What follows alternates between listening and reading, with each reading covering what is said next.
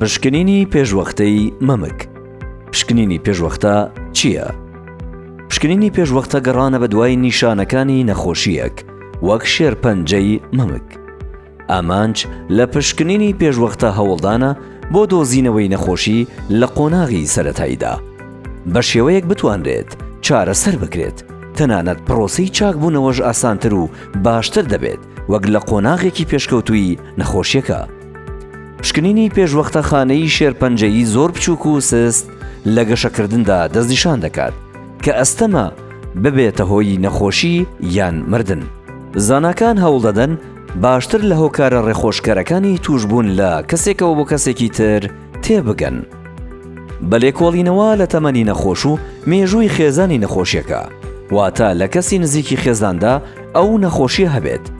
بەرکەوتنیان بە کۆمەڵێک هۆکاری تر ئەمەش یارمەتی پزیشکان دەدات بڕیار بدەن لە چ تەمەنێک و چه جۆرە پشکنینێک پێویستە ئەنجام بدرێت. وا بیر مەکەرەوە لەبەر ئەوەی شێرپەنجەتەیە پزیشکەکەت پشکنینت بۆ دەکات، بەڵکو پشکنینی پێشوەختە کاتێک ئەنجام دەدرێت کە هیچ نیشانەیەکی نەخۆشیەکەت نییە.